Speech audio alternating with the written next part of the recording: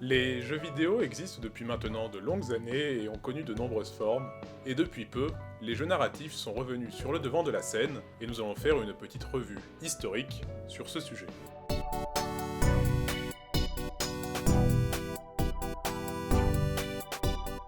L'utilisation du terme jeu narratif est un abus de langage.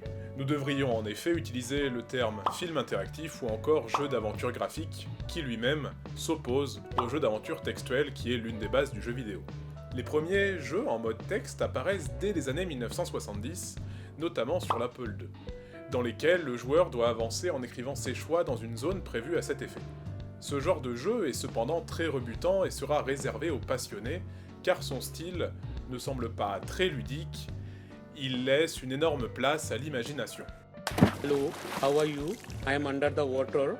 Please help me. Avec l'arrivée des graphismes 2D puis 3D, la chute inéluctable des jeux non graphiques a dans le même temps vu l'émergence de nouveaux jeux qui pouvaient mettre en scène les lignes de texte sous une forme visuelle un peu plus divertissante. Cette époque a forgé des grands noms du jeu vidéo, notamment les productions du autrefois encensé studio LucasArts, avec des titres comme Day of the Tentacle, Monkey Island ou encore Grim Fandango. Assez similaire au jeu de rôle papier, ce genre vidéoludique transporte le joueur vers un univers dans lequel il a le contrôle sur les événements. Ses choix ont une influence plus ou moins importante sur le déroulé de l'histoire, et cela permet un ancrage plus important dans le monde mis en place. Les jeux point and click font d'ailleurs partie de ce sous-genre du jeu vidéo. Moins dirigés que les jeux dits narratifs, les point and click restent dans un format où le gameplay est mis de côté au profit d'une histoire plus importante qui est la base de l'aventure offerte. En parlant du point and click, cette expérience de jeu fait débat. En effet, l'expérience de jeu est loin d'être classique, et ce type de production vidéoludique demande de la réflexion et de la patience. Cela nous écarte alors du prisme d'un jeu vidéo fluide et dynamique.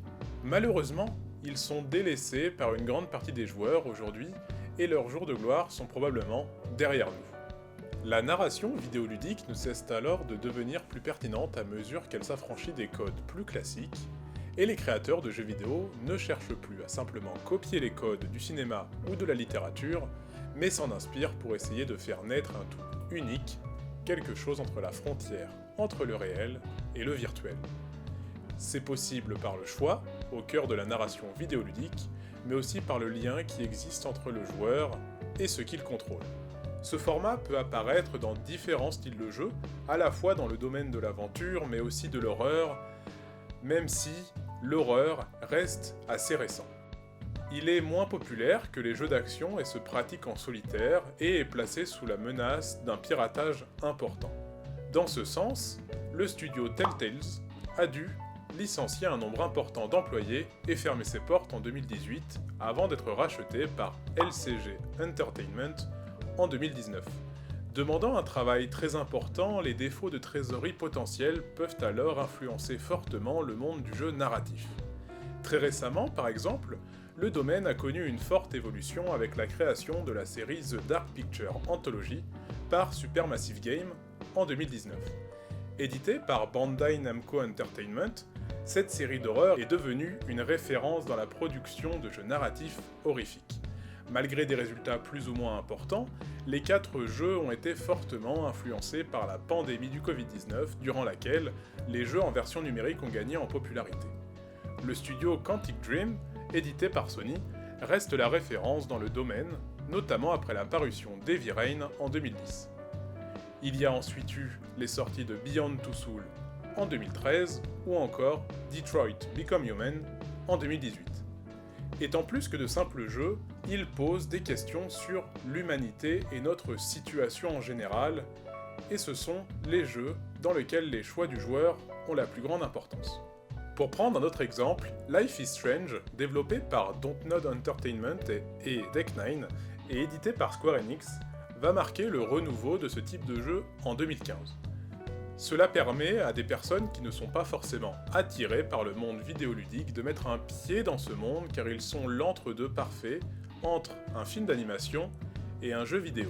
Ces productions vidéoludiques utilisent la capture de mouvement. Cela permet d'augmenter le réalisme et vont même jusqu'à collaborer avec des acteurs hollywoodiens comme Elliot Page ou encore Rami Malek pour profiter d'un jeu d'acteur toujours plus réaliste. La motion capture, et son amélioration nommée performance capture, est un procédé utilisé notamment dans des films à gros budget comme Avatar, La planète des singes ou encore Avengers Infinity War par exemple. Les jeux narratifs permettent alors une évolution technique et vont influencer indirectement le monde du cinéma. Le premier film interactif et par extension jeu à choix se nomme Kino Automate. Ce film, édité par Raduz Chinchera, sorti en 1967 durant l'exposition universelle de 1967 à Montréal, fut donc l'un des premiers films interactifs au monde. Je suis dans une colère noire! Cette expérience s'arrête à 9 moments où les personnes du public vont avoir le choix entre deux scènes et vont donc permettre à l'histoire d'avancer. Une bifurcation. C'est souvent avec cet exemple que l'on présente la notion de choix, et c'est aussi le cas dans les jeux vidéo. Films et livres contraignent à suivre un chemin linéaire, à l'exclusion peut-être de la catégorie livre dont vous êtes le héros. Le jeu vidéo, cependant, a, lui, une capacité à multiplier les possibilités de cheminement. Une dérive va tout de même apparaître dans ce petit monde du jeu vidéo narratif et interactif, le crunch. Étant en plein essor, l'objectif est de garder le public en alerte et de proposer du contenu aux fans, mais ces jeux restent très longs et complexes à réaliser. Les équipes vont alors devoir travailler d'arrache-pied et certaines fois la quantité de travail va simplement être trop importante. Des problèmes apparaîtront alors, notamment dans les studios de Quantic Dream, où les conditions de travail seront remises en question par plusieurs journaux en 2018, avec une enquête réalisée par Le Monde et Mediapart. Depuis le début de la vidéo, on parle de jeu narratif / film interactif. Mais un jeu vidéo, c'est avant tout un gameplay. Mais alors, c'est quoi le gameplay d'un jeu narratif ? Dans la plupart des jeux dits narratifs ou films interactifs, on a une tendance qui s'est installée. On se contente de suivre des cinématiques et quand le jeu nous donne la possibilité d'interagir avec, le joueur fait face à des choix qui vont impacter la direction que vont prendre les événements de l'histoire. On va faire ces choix-là principalement lors des dialogues des personnages. Mais ce serait réducteur de mentionner les films interactifs comme les représentants des jeux qui nous racontent une histoire. C'est là que ça devient intéressant, car il y a tout un tas de jeux vidéo qui jouent avec les codes du film interactif. Par exemple, récemment, j'ai pu tester Catherine, et je trouve que le jeu est difficilement classable dans une catégorie tellement je l'ai trouvé unique. On peut observer que la boucle de gameplay est en deux parties. On a d'un côté la partie qui se passe le jour, où finalement c'est un gameplay de film interactif assez actuel, c'est un enchaînement de cinématiques et de choix de dialogue. Ensuite, on a la partie qui se passe de nuit, où l'on vit les cauchemars du personnage principal. Cette partie du jeu est clairement axée sur un gameplay de type puzzle. Lors de ces cauchemars, on doit déplacer des blocs et grimper dessus pour s'échapper du cauchemar. Le jeu mélange avec brio les styles, mais ça reste un jeu principalement centré sur la narration, car en réalité la partie film interactif est la plus conséquente. Des exemples de styles narratifs assez uniques, comme ce jeu, je peux vous en citer plein d'autres.